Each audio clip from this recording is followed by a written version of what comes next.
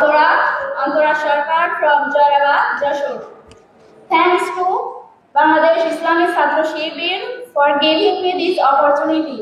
অভয়নগর উপজেলা ছাত্র শিবিরের সংবর্ধনা অনুষ্ঠান। শিবির শিক্ষার্থীদের নিয়েই কাজ করে, তাদের কল্যাণেই তাদের সমস্ত এজেন্ডাগুলো। আপনাদের যে আজকে ক্লাস সংবর্ধনা আয়োজন করা হয়েছে সেটা আমাদের কর্মসূচির ছোট একটা অংশ মাত্র। তোমরা হবে স্বপ্নে রাঙা সূর্যোদয়, লক্ষ্য আশার শপথ বুকে দীপ্ত ছড়াও বিশ্বময়। এই স্লোগানকে সামনে রেখে যশোরের অভয়নগরে বাংলাদেশ ইসলামী ছাত্র শিবির অভয়নগর উপজেলা শাখা কর্তৃক এসএসসি দাখিল ও সমমাননা এ+ প্রাপ্ত কৃতি শিক্ষার্থীদের সংবর্ধনা অনুষ্ঠান আয়োজন করে। অনুভূতি ব্যক্ত করার জন্য আমি আগ্রহী ছিলাম, কিন্তু এখানে এসে হার্টবিটটা খুব বেড়ে গেল। আসলে খুব খুশি অনুভব করছি। বাংলাদেশ ইসলামী ছাত্র শিবির অভয়নগরের শাখা কর্তৃক আয়োজিত এই সুন্দর অনুষ্ঠানে এসে আমার খুবই ভালো লাগছে। আর আমাদের ছেলেমেয়েরাই যে আমাদের এখানে আসার সুযোগ করে দিচ্ছে, এজন্য তাদের প্রতিও শুকরিয়া যে তারা আমাদেরকে এরকম একটা সুন্দর জায়গায় বসার, আসার এবং অনুভূতি ব্যক্ত করার মাধ্যম হয়েছে। এ সময় শিবির নেতারা বলেন, দেশপ্রেমিক, সৎ ও দক্ষ নাগরিক তৈরি করতে ছাত্র শিবির অঙ্গীকারবদ্ধ।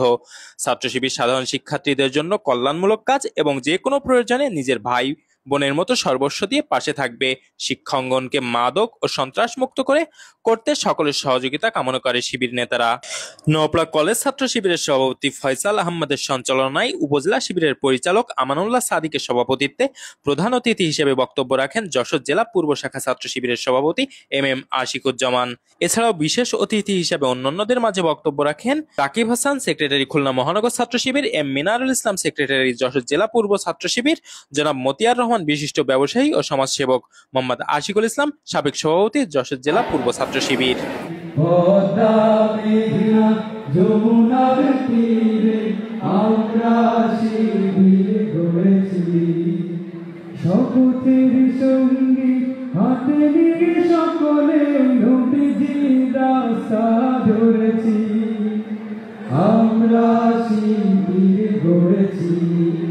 আমার ছোট বোন এ+ পাইছে, আমার সংগঠন থেকে সংবর্ধনা পাচ্ছে। এটা আসলে আমার কাছে অনেক বড় পাওয়ার বিষয়।